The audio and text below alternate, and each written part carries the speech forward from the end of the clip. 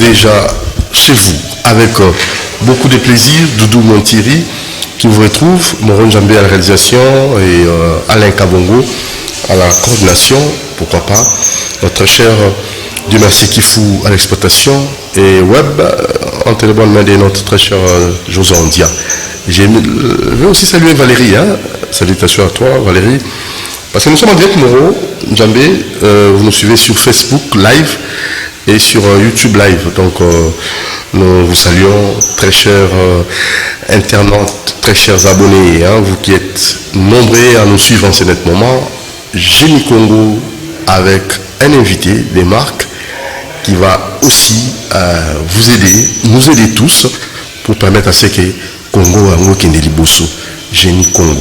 Maëlle Nayo, au Tchango à disposition, il y a des Congolais, il y a Mboka Oyayo. Ce qui me donne ça, Maëlle Nayo pour détruire Mboka, ils ont dit ma belle makasi. Alors, on a Génie Congo, il y a Maëlle Nayo pour le développement, il y a Mboka Nabiso. Donc, on est dans la régie pour le sujet du jour et pour découvrir, inviter des marques Otoyambi à salir génie Otozanaï du début jusqu'à la fin. Et bien, plus que la question à retour des alliés, beaucoup dans le message dans SMS, le numéro affiché, plus 243 89 61 52 634. Plus 243 89 61 52 634. Allez, c'est parti avec le sujet du jour.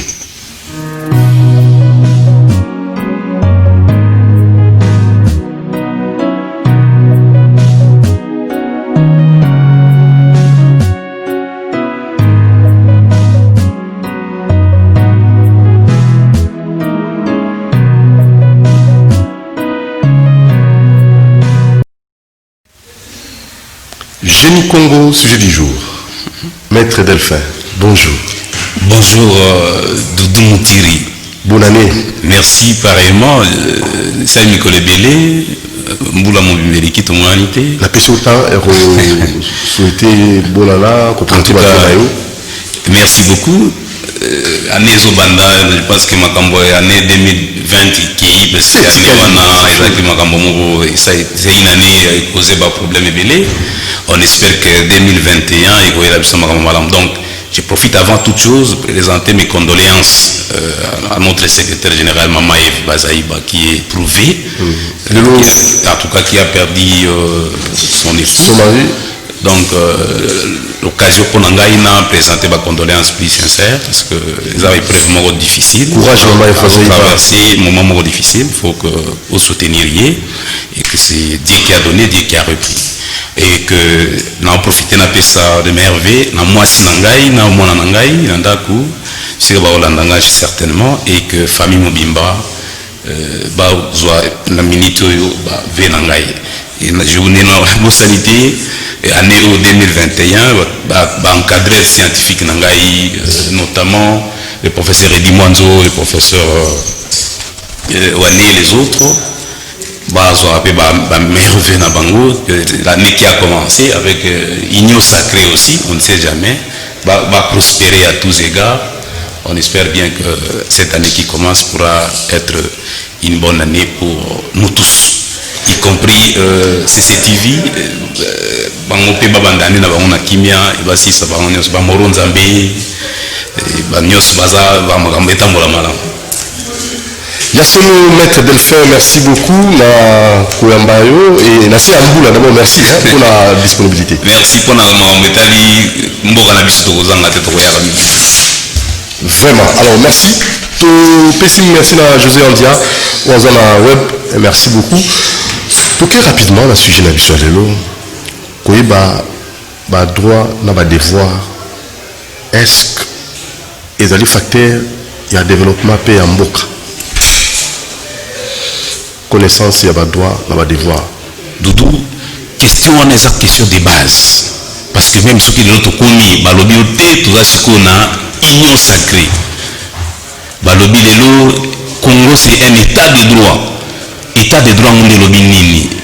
État de droit lobi que Congolais nyonso azana si ya mibeko. Alors mibeko ngo, il faut que nous soyons dans mibeko ngo. Et ce soki bato nyonso bayebi mobeko oyo aza oblige azala na se yango Congo ekomata ekotambola malamu et développement ya mboka nyonso.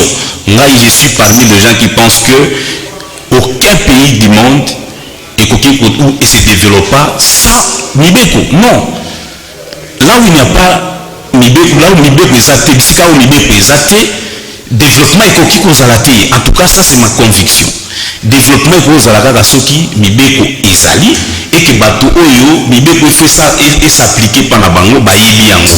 Soki bayebi yango te, baza na difficulté bokobisa bango état de droit, état de droit ngo ndeza nini. Il faut kozwa temps ya koexpliquer que non pour te tous en état de droit esengi que yo ndenge oza boye banome yo ministre ntango oke kuna oke kosalela l'état voilà mibeko ezosenga yo orespecte et ntango ozofe respecte yango na bato mosusu yo moko d'abord oyebi yango yo ministre et oyebisi baadministre na yo ke ndenge toza boye il faut totambola boye il faut totambola boye il faut totambola boye nde toza lelo boye na Congo na biso toza boye les chefs de l'état balobi c'est parmi même en tout cas c'est parmi sa devise et tout ça.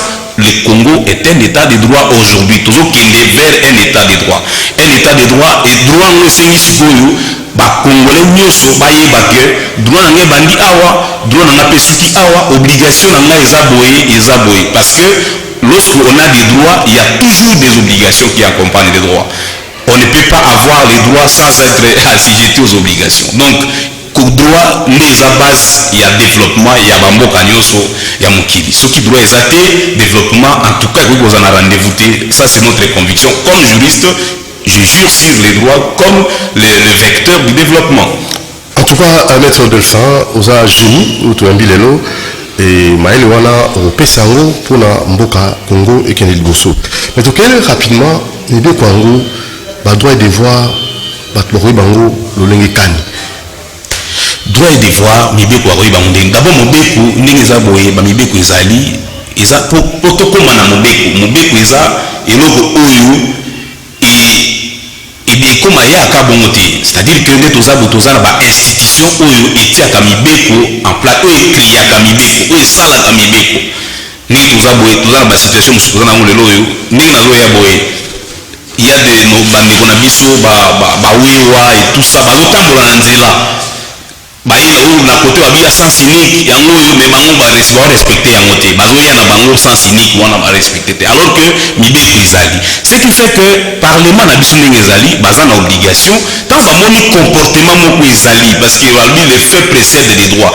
donc un comportement oyo ezali faut koréguler yango il faut kotia yango koencadrer comportement wana l'Assemblée nationale badéputé na biso topona bakenda kuna bazali na obligation ya sala mobeko oyo etalisa biso situation ya bawewa lelo parce que la loi qui existe c'est l'automobile et tout ça bon on ne sait pas trop mais ce qui est sûr c'est que bango ndenge baza on ne faut pas la comportement na bango sur la chaussée et tout ça est-ce qu'on ne peut pas mettre en place une législation qui cadre qui respecte ou qui peut correspondre na comportement bandeko na biso bawewa na nzela parce que biso bato oyanga mutuka na yo aye atuti yo alekani ya tout ça pas choc ezuba problème alors na nyonso wana ba parlementaire bakoki kotala yango bakeye mobeko moko bino nde bino bandeko awewa bino bozali bino nzela na bino eza yango il faut bino boleka kaka na esika boye ntango basilisi kuna bango basilisi ekei chef de l'état apromulgue yango apromulgue neti balobaka korendre en tout cas exécutoire une loi sur l'étendue de la République et après ce qui chef de l'état asisi ekei na service ya journal officiel oyo eza moko ya baservice na ye ekosala ke soki d'après na mibeko na biso ya mboka na constitution na biso balobi soki mobeko bapiblie yango na journal officiel po journal officiel eza soki ozokende na veni monjiba atuka lukusa c'est sur na veni lukusa non loin ya esika cctv ezalaki na koto wana okuta service wana ezalaka wana bapesa bapibliaka bamibeko kuna soki mobeko bapiblie yango na journal officiel ekomi opposable na bato nyonso yo wewa yo nani tout ça oyebi yango alors ce qui nous conseille que eloko moko ezali na mboka na biso eza que bato bele bazwi bamibeko te parce que l'état congolais yango moko mpe ezopermettre ete ke bato bayeba yango ozokomprendre ezosenga ke l'état congolais même constitution na biso nalangaka na émission na débat na top congo bato mosusu bazosouhaite que est ce que babanda motu moko alekanaka na émission aexplikaka article par article ya constitution. C'est un travail trop demandé aux gens, mais ezosenga ke no parmi baresponsabilité ya gouvernement, parce que namonaki na bagouvernement ya kabila elekanaki il y avait un ministère qui était chargé, je sais pas, de l'éducation, la citoyenneté, des choses comme ça, où on avait mis ces choses-là. Bam bazokenda ba école, o bazokenda ba depuis na maternelle ti kokende ti bakoma na ba université, bana wana il faut bayeba, mais ba oyo bakende pe classe T, bakoyeba ndenge nini. Et ça revient également à la responsabilité à différentes ONG. ONG ou ASBEL et tout ça doivent être sensibilisés. Ça fait qu'à politique, non, c'est aussi par les droits de l'homme. ONG a droit de l'homme notamment, ça censé vulgariser. Il doit le vulgariser, va porter à la connaissance na ba petit na bamboka et pas na Bumba par exemple. Na Bumba dans le secteur et Andongi, des choses comme ça. Et ça difficile, ok, mais pour nous expliquer la constitution dit que le chef de l'État peut nommer un informateur. Voilà, ce qui fait qu'il faut que l'État a sa responsabilité. Et là, on est une constitution à Bissau. On ne peut pas comprendre que dans un Congo, et ça, quand la version française, en principe, non, il ne faut pas multiplier na Lingala, na Chiluba, na Congo et tout ça, Swahili. Il faut que la constitution soit la bâtonnière, ata oza wapi, oyeba yango. Tant oyebi yango, oyeba ndenge se comporter, et sa responsabilité à l'État congolais. L'État congolais a pas la responsabilité makasi pona que ma compatriote na donc comme le chef de l'État doit faire un effort à travers son exécutif que tous les Congolais soient en mesure bayeba que mibeko ya mboka elobi boye soki oyoza na badroit na yango soki pe oza na obligation na ofutaka bapako banini faut futa yango parce que comme je le disais tantôt ezaka kata biso torekamaka kaka toza bakongolais bele o non l'état osala biso lokote osala mais yo moko mpe osalaka nini mpona l'état peut-être que azoyeba te eloko nini akoki kosala mpona l'état parce que l'état mpe ayebisi ete eloko nini fo asala. Alors dans tout ça yo en tant que génie voilà nini oyo okoki kosenga d'abord la population ndenge azoka ka moko état d'urgence voilà et couvre-feu excusez-moi couvre-feu tala ndenge population ezali kozwila yango tala population ndenge azali na ba terrasse na ba avenue est-ce que la population comprend tant on dit couvre-feu omoni makambo couvre-feu tozala ba plusieurs cas na fungoli kaka tokanga kona te tozala ndakiseli ngo moko voilà makambo couvre-feu par exemple couvre-feu ekozala neti ya lelo eza couvre-feu sanitaire balobi que pandémie ezali bato bakufi ebele moi-même j'ai perdu beaucoup de gens oyo nayebaki oyo bakufi na la maladie existe maladie wana ndenge ezali eza ya solo bato ebele bakufi na maladie wana biso nyonso il faut j'étais très découragé na mona il y avait un des politiques ou tout ça les communicateurs de certaines formations politiques balekani oh non tout ça malade exact tout ça pour démoraliser la population mais bato oyo neti biso boto monaki tel oh te akufi na maladie boy tout ça comme moi je suis ngana na avocat na moni parmi les formateurs oh bazali ba avocat tout ça bakufi na maladie ezali.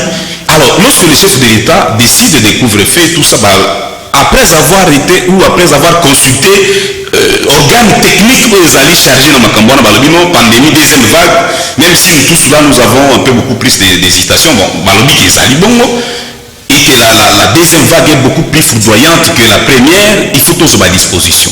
Mais il faut constater que ce qui est sûr, c'est qu'on devrait aussi tenir compte. Pour moi, je suis d'accord que couvre-feu est là, mais j'étais en train de voir, maintenant je ne sais pas trop, mais ma débit au départ, ça posait quand même un problème. Que non, bon, bah, tiens, on a 21 heures. À 21 on a dit, d'après la motivation, c'est que le virus, n'a pas boutou, n'a pas vraiment un contrôle militaire, et ils se permettent un peu tout dedans, et c'est ainsi qu'on préfère qu'à partir du moment où on a Pour moi, c'est une bonne décision, mais j'ai toujours plaidé que ça devait être ramené un peu plus tard, tenant compte de Nabamisala, parce que quand j'ai suivi même qu'il y avait des ministres, notamment il y a travail ou quoi, ministre de la transport qui n'était pas associé, bon, parce que Batoubago qui est tout ça à Misala, et c'est réglementé par l'État congolais, Batoubago à Misala, à la ville avant dans la vie, tout ça, aux hommes, des moutons, on poser problème. Mais pour moi, j'étais en train de penser à l'époque, lorsque la décision a été prise, qu'on devrait ramener une fisc vers 22h, 23h, pour permettre à tout le monde d'arriver à la maison. Mais la décision de couvre-feu sanitaire, pour moi, n'a joué un rôle très positive comme mesure pour que comme il a limité, je ne sais pas, parce que autrefois, dans la première vague, mais là, on avait atteint pic, on ne sait pas trop, mais quand j'ai suivi dernièrement, on a pic, qui atteint ceux qui n'ont pas mois de mai ou juin, tout ça. Bon, sur le plan technique, on doit comprendre que même lorsque Mbeko est soigné, il a fallu que Batoba sensibiliser. Il faut pas expliquer, il faut notamment celui-là, il y a réponse, et le ministère de la Santé, et c'est là qui est les canapons pour sensibiliser Batou. Non, couvre-feu chef de l'État il y avait des infiltrations et des choses comme ça.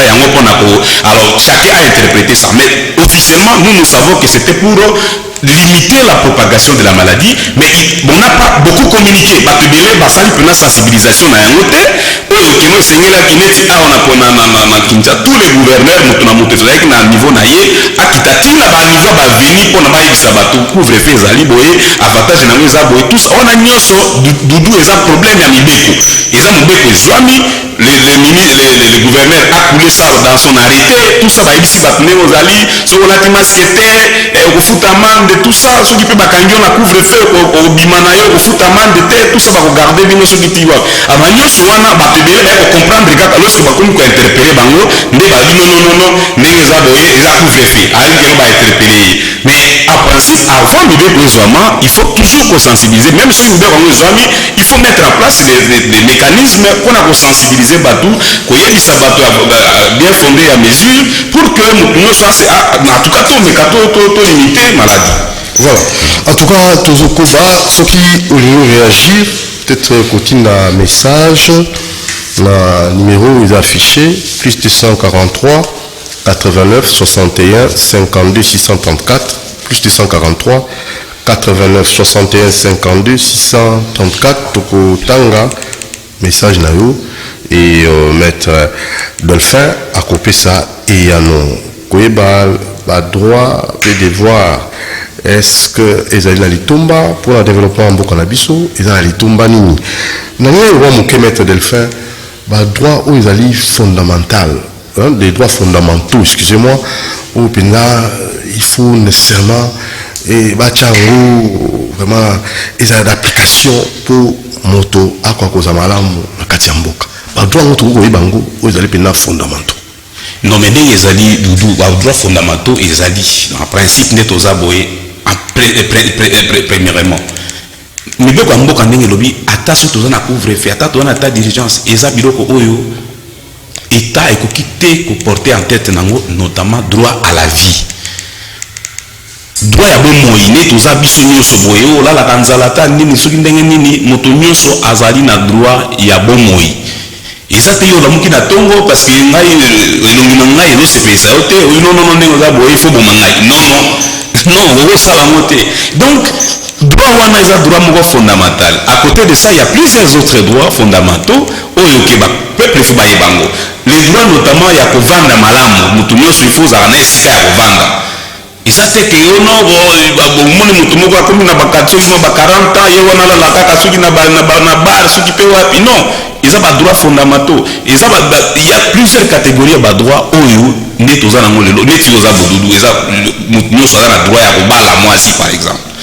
ozo comprendre donc eza droit na yo tout comme okoki koexercer yango tout comme poko boya koexercer yango mais eloko mona ngai na souligner awa dudu eza très capital na cadre makambo ba droit oke bato fo bayeba ba droit na bango nde totambola boye ngai même so na longo na ndako na ngai na komi na nzela on ne peut pas venir arrêter quelqu'un soki ote ata soki balobaki ote abomi moto soki ndenge on n'arrête pas le droit à la liberté d'aller et revenir d'une personne est un droit sacré donc okokanga moto kaka boye te ata soki asali nini mibeko lobi otindeli invitation akoya ko se présenter soki pe aboyi koya boya mécanisme ya o mandat d'amener boye kozwa moto bokie na ye. Alors nyonso wana eza parmi badroit oyo congolais fa ye bakango aza na ndako na ye ata abimaki aye kozonga o te papa baoluka o bakanga non ntango moto aye ata agent ya leta aye na ndako fo tuna ye oza na eloko mokanda nini ezolakisa oke oye kozwa papa na biso okende.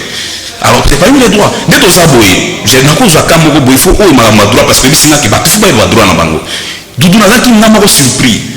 Je me suis retrouvé à Istanbul, na Turquie, na Turquie. Je trouve que nakuti une fille, notre fille congolaise awa, soi-disant abalaki awa, na mutu moko ndeko moko pia awa ndende kwa zalaki te, yemo bazaki na poto, et sali que ndeko ya mutu wana ayeko représenter ye na libala salami yoza neti yoza boye oza na poto tindeleki na yoke ndeko représenter na libala salami awa, mais ndeko wana mwana mwasi alandi mobali kuna akoma kuna aboti ye bana mibale après alingisi mwasi wana te alingisi mwasi te mpona nini soki mpe nini bon bref bakei na tribunal mobali awangani mwasi alobi te ngai nabala lokutu te mibeko ya mboka na bino mboka ya mboka na biso balobi mpo moto abala il faut mopeyi moko azala libala wana ngai natikala koya na Kinshasa te banda na ya nanga poto nakoma kuna te libala wana ngai nayebi yango te tout ça dudu eloko eza très curie na makambo wana nyonso mpe eza ezosala motema mpasi mwana mwasi wana lelo oyo balobi ke te abala te bapesi ye mpe droit moko te na makambo ya libala nde bafai na mobali wana pendant soki plus de 5 ans bana basi na bandeko na biso ya basi nde baza donc nyonso wana il faut koexplike ke ndenge oza boye soki olingi obala tala mibeko ya mboka elobi boye tala elobi boye garso wana kuna ake kuna azuba avoka na ye alobi te ndenge eza boye mwana mwasi wana abala ye eza mbala moko te batikala mpe malgré mwana mwasi apesi ba acte de mariage apesi banini me balobi non mibeko na bino elobi il faut moto ye moko aconsentir personnellement soki moto ye moko aconsentir personnellement te mibeko ya mboka elobi soki akotinda motu il faut ye moko asala procuration akomi nkombo ya moto akorepresente ye e motu wana akoke na tribunal azwa autorisation mpona akende korepresente nyonso wana soki boyebi yango soki bato bayebi yango te nyonso ya mobala ebele ezosalama awa soki babimi nango na libanda ya mboka ezopose problème parce que mibeko bango moko bayebi yango te na bato baza parmi baofficier d'état civil babourgmestre pour la plupart des bourgmestre basala na bango mpe badroit te kaka mpo azalaki militant ya tel parti soki ya tel autre parti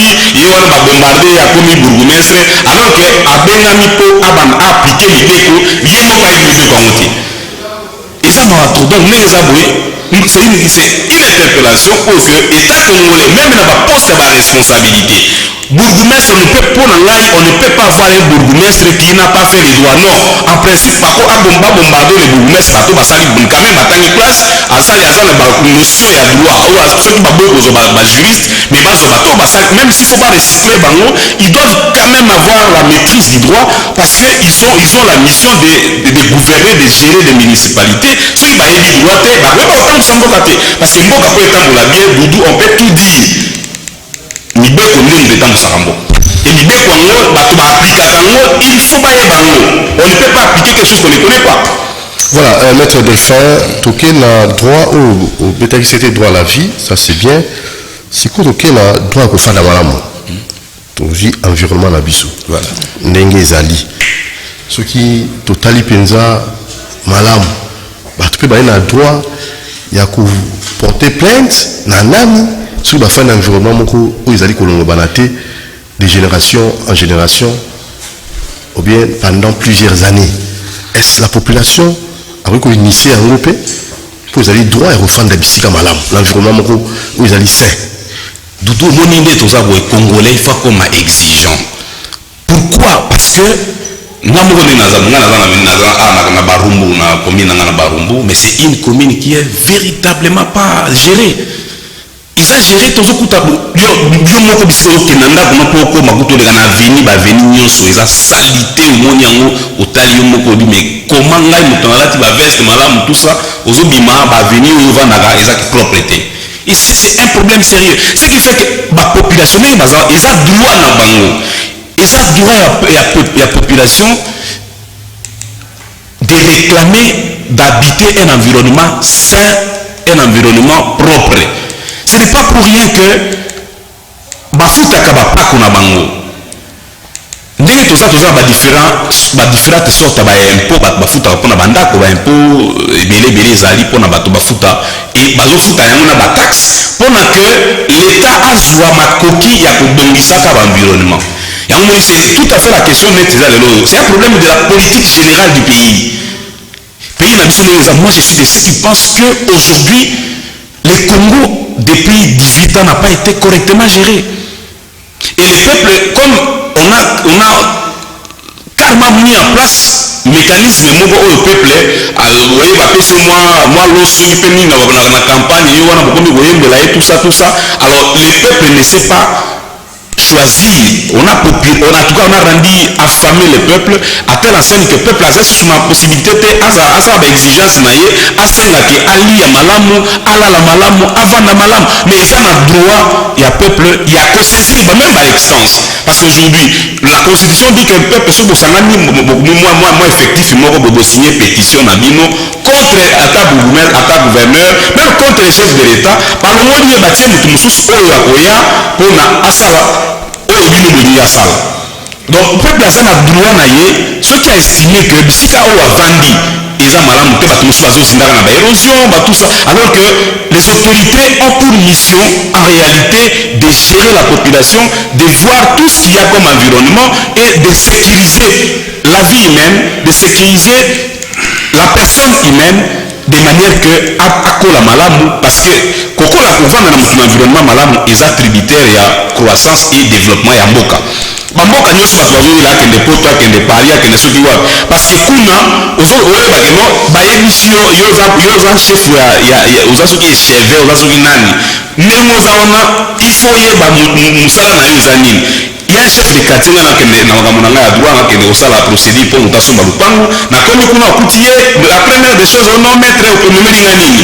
non ye moko mosala oyo aye moko fo asala d'abord mpo asala mosala oyo batie wana asala akomi d'abord yo moto ye oza na besoin ya service na ye il faut ofuta baservice il faut osala soki ndenge nini alors que l'administration l'accès à l'administration pour les Congolais est gratuit moto tu fo aza na droit kokota kozwa badocument oyo aza nango besoin alors nyonso wana ezopose problème yo oza chef de quartier oyebi te oza chef de riz oyebi te banani baza na avenir na yo oyebi te avenir na yo eza ndenge nini yo moko deva lupango na yo moko salite ezali yango moni que d'une manière d'une autre l'état aza na responsabilité na ye mais biso moko mpe bapeuple toza na responsabilité na biso on ne peut pas comprendre qu'aujourd'hui yo olambaka biloko na ndako na yo bamatiti nyonso ya poilu na yo ya cuisine na yo oya kobwaka na nzela c'est un problème de civisme également oyo que il faut koaccompagner avec des mesures coercitives que l'état a sensibilisé bato alobino ndenge eza bokobwaka eloko boye te obwaka papier boye te osala boye te neti nga naza natambulaka otamboka mosala na otamona mutuka ti okosi okuta kubele oke obwaki yango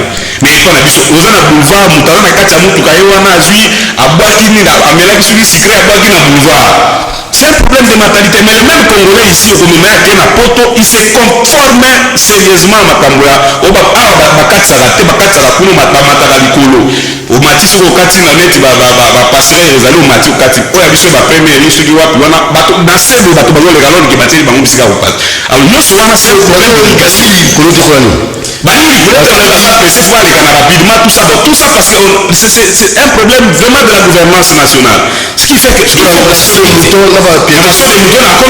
bapekisi bamoto eleka kuna mais j'ai vu bamoto ekomi koleka likolo basauce de mouton nayebi te comment ça va se passer et ça occasionne maintenant namonaki na bafoto ndenge etamboli ya un accident dernièrement na sauce de mouton alors il faut nyonso wana il faut en tout cas autorité publique à s'imposer, à expliquer, voilà, ce que nous avons dit, il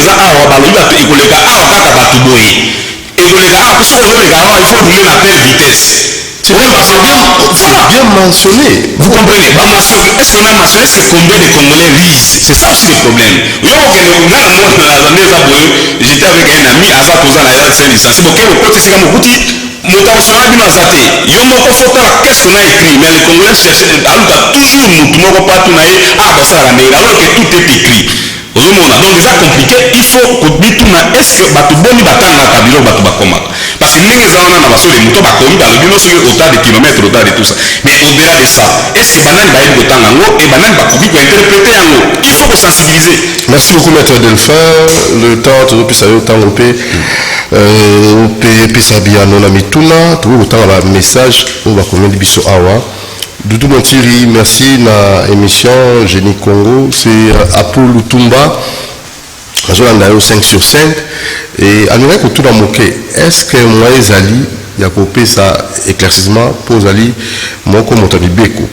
Ce qui moto azali la commune mosusu ndakisa commune Selimbao. Bakoko ko kangaye na bato batindami na commune ya Mongafula pour l'interrogation. Voilà, mutavandi na Selimbao. Bakoko ko kangaye na muta commune soki ya Mongafula. Ko kanga na yebite na sens nini muta lobeli. Ko kanga awa ezali na mibeko ya mboka.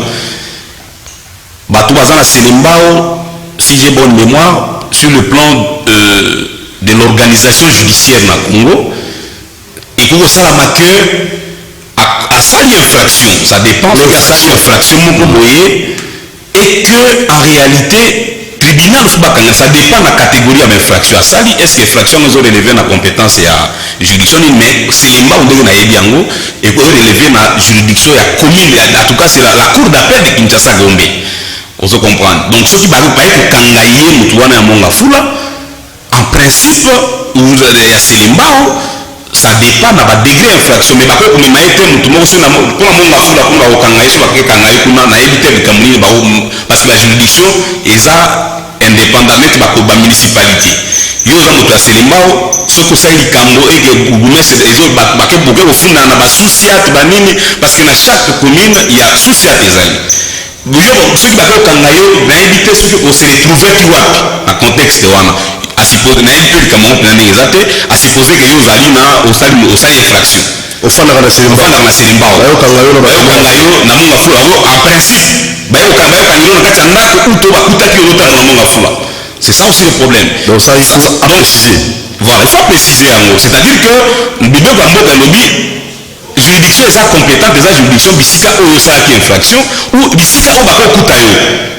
a supposer que yo va na lingwala awa osali crime non awa mais bako kuta yo na maluku bako kanga yo parce que dio moko nzoto na yo se retrouver na maluku vous comprendre mais la même manière ceux qui ya se retrouver bazo luka a supposer que ya mandat d'amener bon tout ça bazo luka bazo mona ote bako kuta nzoto na ye eza na bakote ya Mongafula la loi bako kanga yo mais à condition de vous ramener dans votre juridiction compétente. Les années bakaya ba au total de temps bassin d'instruction na babilo kwa 100 jours awa. Ozo komba 100 jours babengaki directeur à cabinet chef de l'état na cour d'appel à Matete. Après dossier de définitivement qui vous a jugé dans le tribunal de grande instance à Kinshasa Gombe parce que on a constaté que l'autoana le cour d'appel à Matete a sali d'instruction à examiner, il y a le mécanisme à droit et sali que on peut constater que le leader chef du cabinet avant la plutôt na Gombe et bazu ba biro on so ba transférer à la juridiction à Gombe donc kokanga mutu ezo dépendre na l'infraction à sali et ko sala ba kanga yo bisika to ko se retrouver sur l'étendue de la République ce qui aux fuites na yo à craindre et après on doit vous en tout cas vous ramener devant votre juge naturel et ça un problème peut-être so ba kangi na Mongafula mais ça inacceptable que yo ozanga problème na quartier na yo ce qui peut nini bafunda yo na maison communale ya Mongafula non en principe non c'est-à-dire que soit bakangi kuna eza kaka na ba hypothèse eza que soit mandat d'amener ezala ki ezo circuler bakutani na ye na Mongafula yango bakangi mais ce n'est pas interdit que bakanga yo na commune mosusu ce qui bakoki kozwa hotel na commune na yo. Voilà, on a invité Archange, Azolanda Bisso, Azobenga, pour aller à l'émission, on a invité M. Archange, c'est mieux au dans SMS, en lieu place à appel, s'il vous plaît. Donc, si vous avez la question, tout la maître Delphin, vous avez la facilité, voilà, donc, comme la Bisso, au SMS, tout le temps là-haut, Koyeba Mibeko, Koyeba droit de voir, est-ce qu'ils allaient dans les tombas pour le développement en Boka Bisso, dans le cas de la maître Delphin. Congolais, Quinois, à tout ça rappelle Mibeko. Bon, et ça constamment tout ça dans le circulation routière. Bako routière ba panneau, bako routière biloko nyonso wana. Est-ce que na kati ya biso ba Quinois de façon générale, tous la facilité wana ya ko ça Mibeko. Bako routière baga poubelle, ba combien mo pi wana boka sanitaire. De façon générale, Mibeko penza. La culture se construit au fil du temps. comme Balobarango toujours, il n'y a pas de mauvais troupes, il y a plutôt des mauvais chefs. Nyoso, Isa, pour ngai Congolais, parce que moi-même, quand on voyage, Doudou et bien, au Congo, au Kiti, à l'aéroport, au Istanbul, on les mêmes Congolais, Awa, Bolobioté, Aza indiscipliné, à la Soginengeni. Congolais, on a su la commis, Moulongo, Moutaos, c'est la tour naïe. Même dans ma supermarché, nous sommes toujours mon amour. Ils allaient couper sa sanction. Sanction, il y a qu'à l'arrêter. Pour le principe, il y a des bateaux de bazar. Il y a un dit pour tout le monde, qui a dernièrement, parce qu'il semble que nous sommes un ministère, et ceux qui a Babylone, il y a la sécurité, la salubrité, des choses comme ça. Ce qui fait qu'il y a un problème de leadership. Et ça, problème de l'autorité dans l'issue. Mibeko ezali nyonso wana lelo il suffit kaka mubeko s'appliquer réellement. Il suffit que Mobeko s'applique réellement, tout va rentrer à l'ordre. Congolais bateau ça va facilement. C'est un problème de laisser aller. Je pense qu'il y a un ordre qui est ici. Alors on a RTL. Au tient la condition que non voilà nous avons comme na RBT voilà sanction zaboué. Nous tous parce qu'il faut garder nous ça nous comme na R1 nous ça là. C'est un problème sérieux, même parce que dans le gouvernement, on a vu ici, il y a des ministres qui viennent à la réunion en retard. Non, c'est pas possible. Tout ce qui me cause à côté, il y a un souper. C'est-à-dire que les questions, il y a mentalité à Batou et ça doit commencer dès bas âge.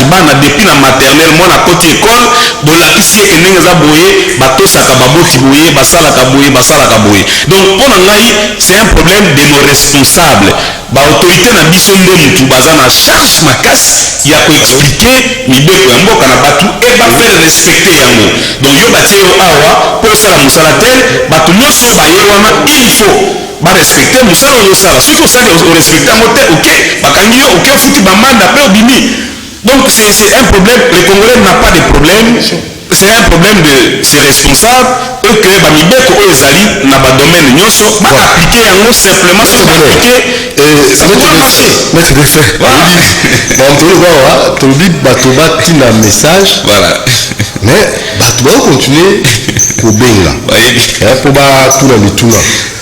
Donc comme ça comme biso awa on a vu message appel to na ebiti mo sande pour la bato insister ko benga en direct. To ba kotina ma message ata besoin na biso na Facebook ou bien besoin na biso na YouTube live. Bozo la chaîne CCTV, tout ça c'était awana likambo ya koyeba droit et devoir. Est-ce que zali na litumba pour le développement mboka et ils ont travaillé pour la tirer likambo maître Delphin ou pas d'aller ko sunga ba msusu ba na ignorance na moi makambo songolo pakala. Alors ndeko mo tuni biso awa par rapport il y a conflit entre locataires et bailleurs. Bazo déguerpirier sans pour autant respecter ma norme. Si il y a tout le monde, avocat parce que ça pose aussi problème. À quoi procéder, voilà. Cause avocat, avocat na bandenge ebele. Mingi net na pas na biso awa, avocat ba to ba mingi na ba relation. C'est-à-dire les tiloza boye dudu oyebingai soki ozana moi dossier na oya yo moko to ya famille to ya bayebali na yo okobenga atemete na azala ba kokipe ya ko avocat te problème ezate soki voilà nazo komana c'est-à-dire que mutu anet ozabo en principe soki misala na ba avocat ya biso ndenge ezali ba efuta makambongo tango yo bengi ngai na oyebisa yo te dudu tinda mutu wana aya na cabinet na ngai eza na adresse boye je sais pas donner l'adresse ici mais na adresse tel aya na akutinga na cabinet ayei na tosala dans cette eloko tobengana na mpe na biso consultation c'est-à-dire aya futi bafrai na ye na aexplike nga problème na ye ngai mpe nayebisi bongo ndenge eza boye doit prévoir boye na kosala boye soki opesi bamoyen nasali boye po tosaisir baextance boye soki mpe aza na mbongo te ezali mibeko préorganiser neti babaro na biso eza neti baro ya bombe je parle de mobaro eza na oyo tobengaka service ya consultation gratuite. Ah bon? Voilà okei na service wana okei kuna bakopesa yo baavocat ya ofele okomi opresente problème na yo on fait ce qu'on appelle les prodés au komi kuna bakotala aza indigent oyena ni na certificat indigence na yo balakisi yo opesi bakolukelo baavocat babino baavocat oyo bakoaccompagner yo tina suka après ozwi ok bosali mosala na bino donc eza nango eza pasi mingi te mais en principe efutamaka mbongo exception eza que bon libeko eorganize mpe baservice gratuit c'est-à-dire okokende bapesi baavocat en principe il y a ofélé, mais dans le cadre de la pratique, bon, il y a des choses qui peuvent se passer, mais il faudrait, lorsqu'on engage des services, si les services là, généralement, sont rémunérateurs. Mais ils ont des difficultés. Voilà, merci beaucoup de votre testo. Donc le numéro est disponible de 089 61 52 634. Oui, bah nebeko, oui bah droit de voir litement dans pour le développement beaucoup na biso. Mais quand la capenza est-ce que bah autorité, hein, bah rumoko, bah leader, est-ce que bah zali exemplaire, ça aussi ça pose problème. Est-ce que pour la moto amekako yeba nebeko na ye, ayeba droit de voir, ayeba pe ko appliquer, est-ce qu'on a des modèles, bah leader ou bah modèle ou bah exemplaire pour impulser la bateau parce que emboîter les pas. Non, pour Nangaï, je dis simplement ceci que il y a un dit que mbisi pour la mutu. C'est-à-dire que Mboka Rabiso, au peuple la lelo, tout ça, ça reflète la qualité des leaders, la qualité de la responsable autorité. Ça fait dans 2019 ici, peut-être il y a eu le général Silvano, à un moment donné, à ça, contrôle, des choses comme ça.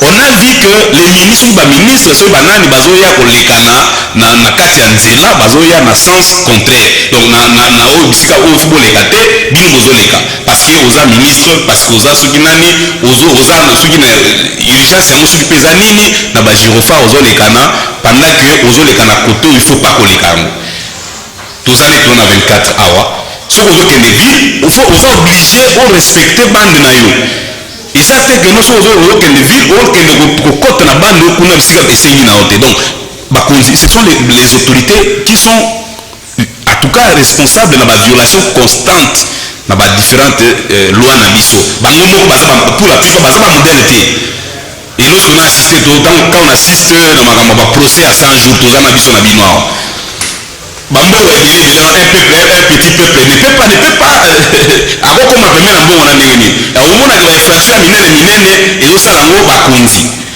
donc ce qui fait que lorsque déjà yo mokonzi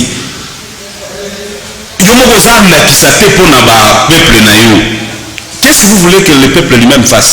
Ce qui fait que pour Nangaï, pour normalement, il faut que Bakonzi Bango Nano bazala ba modèle. Yo le Lozali, DG, oui que non, un DG doit arriver na bureau na ye moko d'abord hôpital 7h juste parce que nous sommes bandana 7h30. Yo te communiquer on a yo moko maria na 7h. Est-ce que yo moni ba travailler na yo na nga kokoma na 10h na bureau? Non. Mutu nyonso akokoma avant yo mukonzo koma na heure yo tiaki mutu nyonso akokoma. Alors ce qui fait que il faut que l'exemple vienne d'en haut. L'exemple doit venir du sommet. Ba responsable nef ba pesa ba prêcher par les exemples na bango pour dire que nengeza bo il faut tout ça la. Donc un citoyen comme moi là, n'a pas pouvoir me voter, non, je ne peux faire que ce que mon chef m'a demandé de faire. Alors ce qui chef maintenant a signé c'est le robot. Yemoko d'abord azana yemoko na makamba mabe. Yamoni que un responsable sérieux ne peut pas faire de deal. À cause ça va copter na basibater naï. Parce que lorsque basibater ba yebi ate vient na biso aliaka, vient na biso sala bureau ba boye, bango moko pe ba kokende ba prospérer na bati valeur alors que bazoki yango pas na chef na bango. Donc le modèle doit venir des autorités. Alors pour conclure, pour tout égaler dans 5 minutes, merci pour la rubrique la biso question d'actualité avant de continuer on a qui au conclure le sujet où tu beta c'était avoir connaissance il y a droit là devoir et facteur de développement en Mboka. Alors en termes de conclusion ni nous puis ça comme Makanisi. Bon je sais que les Congo Mboka na biso ezo siko na tournant moko très décisif. C'est-à-dire que tu outil na système de gestion en Mboka pendant 18 ans et la qui ba faiblesse na yango et la qui ba limite na yango et tout comme un pays donc comme on toujours ba relation net ba accord FCC cash banin pour je n'ai jamais été d'accord de tout ça et que finalement le chef de l'État a compris, il a mis fin à cette coalition là et que la nouvelle dynamique qui se crée aujourd'hui autour de ce que certains appellent l'union sacrée, les autres l'union sacrée, nous voudrions que Salama, parce que nous sommes là, nous sommes en train de regarder, moi personnellement avec notre parti, nous regardons, nous voyons la chose évoluer, mais nous voudrions que nous puissions véritablement décoller et que les institutions qui seront issues de cette dynamique-là, au nom voilà, comme le Sika, Premier ministre Sika, Bakonzu Bagoya, Bazala Bato Obaye, pour ne pas changer fondamentalement vie du peuple congolais, de manière que tout finalement, tout se fera quand même cause à la Congolais. Voilà. Rubrique question d'actualité. Et nous allons donner 4 minutes à notre invité. On peut ça va analyser. C'est parti.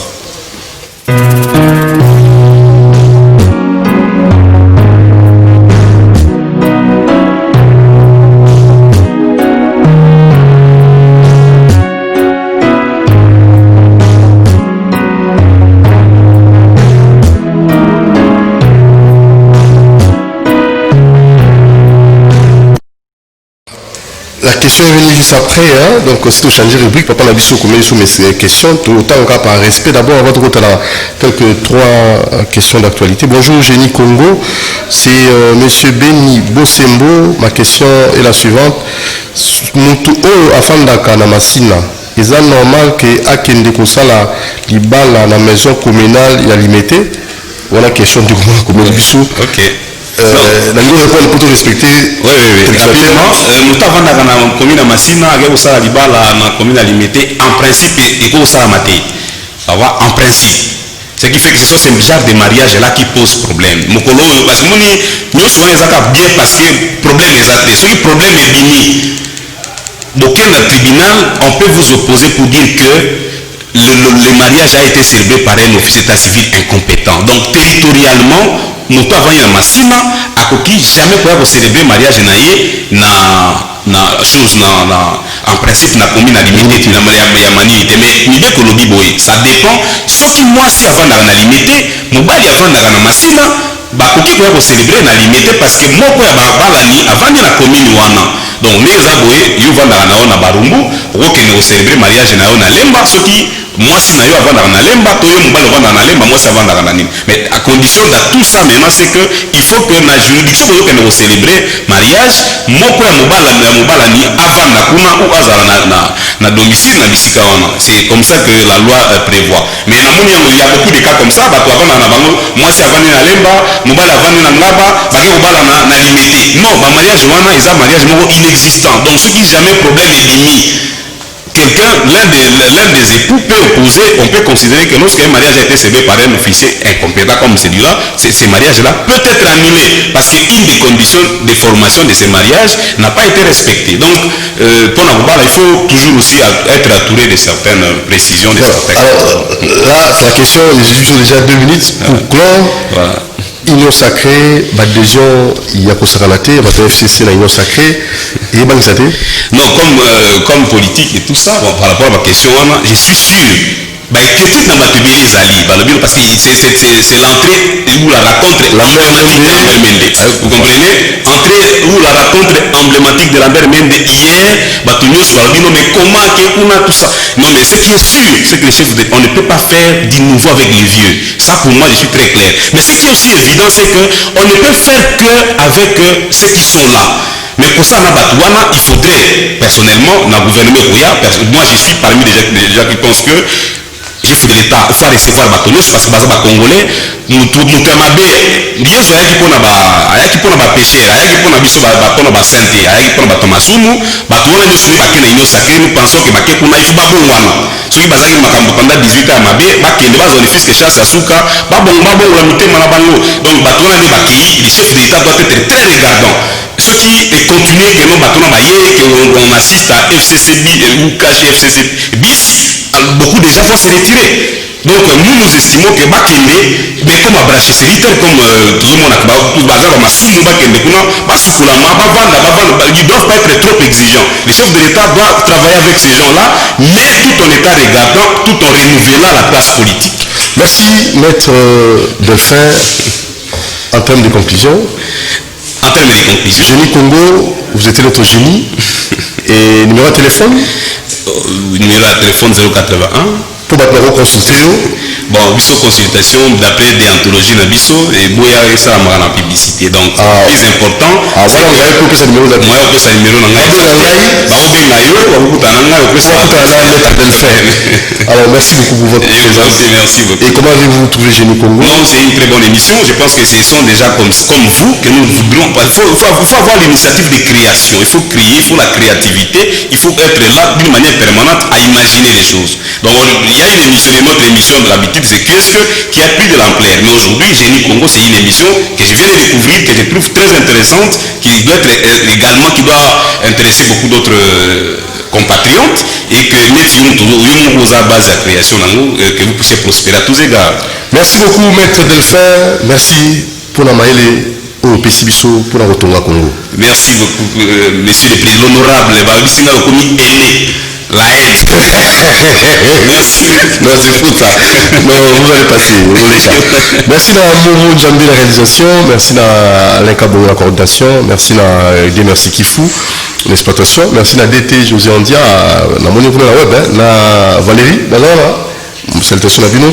Alors, au niveau des calculs à Maître Delphin, il y a plus 243 89 61 52 634 plus 243 89 61 52 634. Vous allez inviter la biso na Génie Congo.